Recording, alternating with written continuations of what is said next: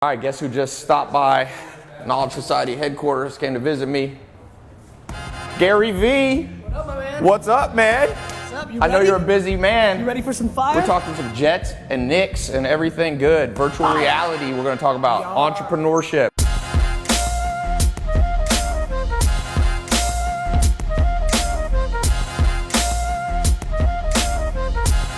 You probably know him if you're an entrepreneur. Got two of his books here we're going to talk about, and also a third one that comes out in just a few months here. I'm going to do a little giveaway too for people who give the best comment. I'm going to give 10 or 20 of his new books away. And thanks for coming in, man. Thanks, brother. Yeah, he's headed to the airport, so he was nice enough to pop in here and Make sure to show everybody my second half-court shot that almost Yeah. went in. We Edit out the first piece of shit shot I took. that will never be seen. But the second one that literally almost went in, make sure that gets seen. That's got a shot. You ever seen his Spaceballs where he's like, erase that, never show that Do again? you know about Spaceballs? Do you know Spaceballs sequel, which never got made? Was called Spaceballs 3, The Search for 2. I still think that's the fucking coolest title ever. I'm devastated it didn't make it. That would have been a good one. No, man, thank you. So let's talk a little bit, your new book. Yes, Ask Gary V. And let me just tell you guys, for those of you, few of you who don't know Gary, Gary's a man of many accomplishments. I think kind of popped on the scene at first with, he had Wine TV, which was a show, took a company from basically 0 to 60 million in sales, selling wine by using content marketing, all the stuff that people are doing now. He was ahead of the curve. A lot of people have followed Gary's lead. And that's a big company out of New York. How many employees do you have now? We have 600 employees, New York, LA, San Francisco, and London, and Chattanooga, Tennessee. Awesome. Tennessee. Tennessee. Don't sleep. Yeah, you Don't know, sleep, you don't know one sleep of our, on Nougat. You know one of our buddies who says, who's like, yeah, I'm always bringing Gary down here. I'm telling him this is the new internet. This is the Ted? new San Diego. Yeah, Ted. He's Ted. such a great He's guy. awesome guy. I love Ted. Yeah. I just brought him up to New York for a big pitch for GE. Oh yeah. VaynerMedia mainly works with, Toyota, Pepsi. Right, big brands. Big huge brands. brands. Yep. We do all the content marketing and the paid execution for social for them. So I brought Ted up for a big meeting with GE, CMO. He was super pumped. It was a great meeting. She's amazing, so it was a lot of fun. Awesome. Yeah. CNBC, actually, he's going to make it. CNBC's got a new show called Follow the Leader. Okay. Where they basically what I do on my daily vlog on YouTube. Yep. And Ted's going to be in the episode because that's the main part of the whole episode, pitching GE. So Super smart guy, sold a company for hundreds of millions of dollars, and now has become a yeah. Text him, tell him. So let's talk real quick here. For those of you watching, one of the reasons, and we'll post the links how you can follow Gary on Snapchat and his YouTube video blog and other places. But, Gary, if you had to sum up your core philosophy of life and entrepreneurship for somebody watching, how would you sum it up? I think the things that most win are self-awareness. I think one of the biggest mistakes, everybody, Meerkat, Facebook Live, Periscope, that audience right now, everybody's watching the YouTube. I think the biggest mistake most of us make is we hope who we are instead of auditing who we are. Okay. Like everybody wants to be somebody. Like, look, I really want to be the fucking quarterback of the New York Jets, but truth is, I don't have it like that. I don't have those pieces, and I think everybody believes that they can be an entrepreneur or a business person. And the truth is, there's a ton of kids right now who could be the number 2 or the number 3 or number 4. The number 6 guy at Facebook made a fuckload of money. Yeah. And right now, that guy and that gal, because of all the entrepreneurship talk, is trying to start a company. Yes. And so we're living through a time where self-awareness is not being deployed enough because people are chasing a narrative. And so I'm pushing a lot of people to step back and, what are you good at? You're gonna read more books this week than I'm gonna read in my life. You're good at that, but it's the truth. You're good at that, I'm not. It's not how I consume information. So I think, look, I suck at 99% of stuff. I suck shit at 99% of stuff. What I figured out was I'm a salesman, I'm a storyteller, and probably the one little special thing I have, and it's my next philosophy, is I understand where consumers are gonna go, usually before other people. And so I've been yelling about Snapchat for 3 years, and then I watch it. Right now I'm paying attention to Musical.ly. Will it go? Will it not? I'm not sure. Yik Yak a year ago, it didn't go. But Twitter did, and that's why I invested. And Tumblr did, and that's why I invested. And so the reason I started the YouTube show less than a year after YouTube came out was I believed in 2006 that that's where people's attention was gonna go. Right. Ty, when you got set up here, like this is 20 years ago, 15, 10 years ago. Right, yeah, you couldn't Tons do any of of money. this. We didn't have all that, this fucking Amazon tripod, triple fucking screen. Like this cost hundreds of thousands of dollars. The distribution of all this cost millions of dollars. Right. We're living through the biggest technology shift and culture shift of our time.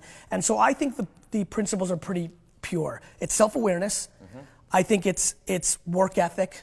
Yeah. I truly think that I outwork. I think a lot of people are as talented as I am. I think I outwork them. So it matters. Everybody's watching who's gonna say, well, Gary, what about working smart? Cool, me too. Now what, dick? Right? Like, I'm working smart and hard. Right, if you so have now two people what? working Yeah, hard exactly. and So- smart, it's the person who works the and then hardest. and then I think being driven by something bigger. So for me, it's gratitude. I was born in the Soviet Union. I had nothing. I got lucky. And that's what it's, I know a lot of my friends who watch me work hard for 20 years hate when I say I'm lucky, but it's true. I was born in a communist country. During that little one window when I was a kid, America was able to make a deal with Russia and get some people out. I was part of that. And I went from the place where entrepreneurship was the worst to a place where it's the best. I'm grateful for that. And so that drives me as well. Yeah, and I would say there's a great book called The Self-Made Billionaire Effect. And one thing that when I listen to you talk, one of the attributes of highly effective people is they can hold seemingly opposing ideas in their mind without getting confused. So for example, a seemingly confusing idea is it's luck and it's hard work. Some people will say, well, how can you say it's luck and hard work? Well, it's possible for two things to be operating at the same time. I'll tell you the thing that I'm thinking right now. Like while we're having this interview, I don't know how many of you have like separate streams in your brain. As I'm focused on listening and making sure I answer the questions and doing our thing, I'm thinking, okay, Ty and I haven't integrated a whole lot. There's a ton of fucking people watching me for the first time. And this is gonna be really funny because I always love my first time to a new audience because there's people that love me and they hate me, and it's based on two opposing views. One, I think I'm as egotistical as it gets. I equally believe that I have more humility than anybody I've ever met. And I'm pushing so hard between ego and confidence and humility that depending on the series of questions that happen in this 20 minutes, 65% of this audience is gonna be like, that's my motherfucker, how do I follow Gary Vee? 35, I'm like, fuck that dude. And I'm always fascinated by that. Yeah. And so when you bring up that opposing thing, I do think about luck and hard work. I do think I outworked everybody. I do recognize serendipity matters. First of all, you were born a human. Right. Let's start with, we could have been fucking ladybugs. Right. Like, you know how pumped I am that I'm a person? No, this is gonna be the caption. No, seriously. Are you happy you're not a ladybug? No, but wait a minute. I know everybody's laughing right now, but I want everybody to understand something. It's a good all point. of you laughing behind this camera, do you know the math around becoming a human? Like your mom and dad have to have sex at the right 100th of a second, that all that fucking sperm, the math is insane. Yeah.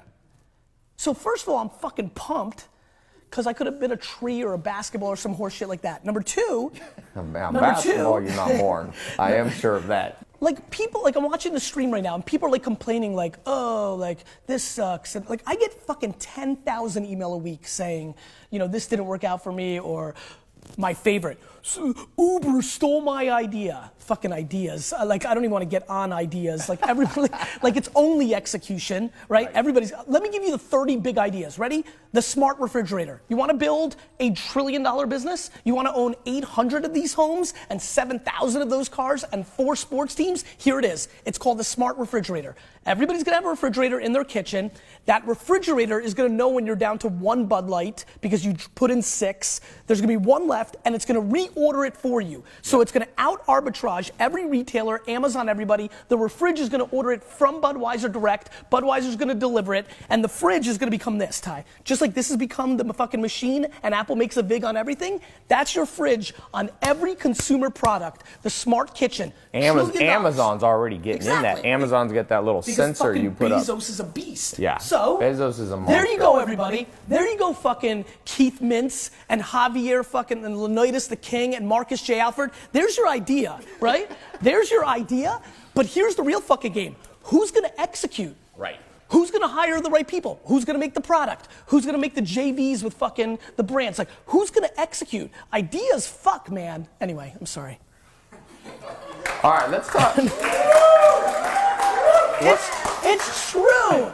That like, it's just true. What we have to do, I think the problem in this interview is the energy's a little low.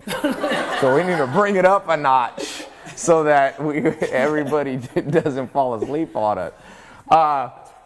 Okay, let's move from, and I totally agree. Ideas are important, but you know that there's actually broker lists you can buy of ideas for like $2 to $5 grand, they're insanely good lists. Interesting. So anything you can buy for $2 to $5 grand is literally worth $2 to $5 grand. But a company that you built that runs the smart refrigerator or personalized medicine is another big one. You can't buy these; they haven't been created. Therefore, like Elon Musk said, I've gotten to hang out. This is my third time with Elon Musk, and one of my favorite Elon Musk quote. He says, "You get paid in proportion to the difficulty of the problem you solve." So a lot of people are out there like, "Hey, I solved the problem. How to walk to my refrigerator." Well, everybody knows how to do that. You have to solve a problem, and therefore, your income is going to be directly proportional. Solve a small problem, know how to hand somebody a burger at McDonald's. They'll pay you minimum wage. Put someone on Mars in a rocket ship like Jeff Bezos' Blue Origin or Elon Musk's SpaceX, they're going to pay you a lot of money. I would add something to that for everybody listening at home, because that's right. And then everybody who's watching right now is thinking what I'm thinking, which is like, fuck, that sucks, because I'm not talented enough to solve a big time problem. Because big time problems take real brain power. I will say the other thing, and I'm sure you're gonna agree with this watching from afar, there's also reverse engineering the demand of the marketplace, yes. Right? So for example, guys like pretty girls. Pretty girls are able to make a lot of money because they're pretty and there's demand. And so demand in marketplace behavior is very important. Yeah. I think one of the ways to, if you don't think that you can figure out how to build a tunnel underground and get me from LA to New York in a minute, then the other thing to really take a step back, this is back to self-awareness. For everybody who's watching right now, if you're like, shit, that's great, but I'm not a fucking math genius like Elon Musk, the thing that you might be able to do, and I do think this is a talent, I think this is my talent, pay attention to what people care about and reverse engineer it. For example, Uber. What does Uber sell? Uber sells time. Right. Uber doesn't sell transportation. Uber sells time. Everybody here, no matter their income level, cares about time because we now live in a 24/7 world. So if you make that your religion of a market that matters, building products and services that buy time and sell it back to people is probably, in my opinion, the quickest path to real financial success in the next decade for the average to above average operator and thinker, because it's going to be such a big space. Yeah, totally agree. And the thing about that, in terms of how much talent, Warren Buffett says if you have over 130 IQ, you can sell a lot of it. You don't need it. The average self-made millionaire is 125, 130 IQ, which is sharp, but not. So if you're watching this, if you're figuring out how to do Facebook Live and YouTube, you're probably already at that sharp enough level. What really differentiates you are some of the things you said. Pattern recognition. Can you see patterns? Mark Cuban told me, he said, I've always been able to see around corners before other people. He recognized a pattern, can see around that corner. So that's an important thing. I say you got to know the language of money. I talk a lot about that. You go to China, you don't have an interpreter, you're going to be lost. In the game of making money, you need to understand what debentures are. And, people go, oh, that's a lot of syllables, debentures, And I say, well, do you know Kim Kardashian? Because Kardashian, this is 4 syllables. And so we live in a society where people know big words. People are much sharper. IQs have gone up. It's a myth that we're getting dumber. Well, you know why, but we're not using it in the right way. IQ's been commoditized. Right. What do you want to know? Google. Who's the 19th president of all the United States? This old fucker. What's this? All information is here. To me, we're about to live through a generation of EQ that is going to be so disproportionately valuable because information has been commoditized to some level. Now, what's interesting about readers like yourself, contextualizing, communicating it, consuming it, and regurgitating into new packages, that's the holy grail. You're going to live on that. Other people are going to live on that. To me, people need to bet on their strengths. They need to figure out what is the one, you know what, let's make this practical. I know we have to wrap up soon. Forget about the promotion of the book. I want to get this off. Find the 5 people that are closest to you in the world. Brother, sister, your homie that you grew up with. Spend a week, not 5 minutes, spend a week making them feel safe for the question you're about to ask them, which is, tell me what I'm good at and tell me what I'm bad at. The 5 closest people to you are not gonna wanna tell you the truth. Like, people that really love you don't wanna tell you the truth, which is why nobody can scale self-awareness, because nobody's gonna tell you to your fucking face, actually, I think you're a piece of shit. Right. Like, your mom's not gonna say that, right? So, spend a week or 2 weeks making those 5 people very safe and tell them, listen, this is what I want. I know that it might cause some friction for a week or 2 with us, but I'll get over it, and then we'll be in a great place. Because if you're able to hear, and this is such an important part of being an entrepreneur, I think, and I'm curious to take your take, I think I'm a great entrepreneur because I only see half glass full, and I'm only optimistic. Like, I have 37 fucking fires and headaches right now. Yet I'm looking at, oh, there's 19 new people that are gonna discover me, 900 new people, 9,000, like, you gotta look at the upside. If you're capable of listening to the good and the bad, eliminating the good, not like making it feel nice, but really focusing on the bad, or really paying attention to the good. If you take 5 people and they all tell you that you're funny, fucking start making fucking Snapchat comedy videos. Like, let me add please, something to this real quick. One of the things that I tell people, I call it your Eulerian destiny, like how to figure out what you should do with your life. And Nietzsche, the philosopher, said the same thing you're saying. He said, you know, the mind is an impregnable fortress. And he said, you find out about yourself through friends. And he added one more that I always tell people, enemies. What your enemy, you know, I once had a guy that didn't like me, a business guy. We were going to do a deal and it fell through for whatever reason. And he said to me, he said, Ty, I don't like you. I don't like that dude, but he knows how to read. And so he gave me that. And because of that, I can rest assured, when your enemies are like, I'm going to give you this, that's when you know that's some Ty, advantage you have. That's funny you said that. And I'm gonna miss my flight, and I don't give a fuck because I gotta say this. No, we're gonna get you on your flight. Matt, I hope you're not watching. We're sending Beverly Hills cops in front of you to just clear the way. No, because I have to be on stage in a couple of minutes. Yeah. I'll make it though. I'll run. I read every one of my Amazon negative reviews. Yep. All of them, 3 times. Yeah. I hate when people say people are trolls and doing all the, like, anybody talking negative online. You know, my fans come in and they want to fight. I reread it 4 times. To me, understanding how people consume you and respecting the market needs to trump your own self. For me, the meritocracy of the end user is more important to me than my own self needs. And that's how I reverse engineer. The way I've evolved in my career has been predicated. I'm thrilled for my haters and trolls because they give me context and have allowed me to understand that I was a contradiction.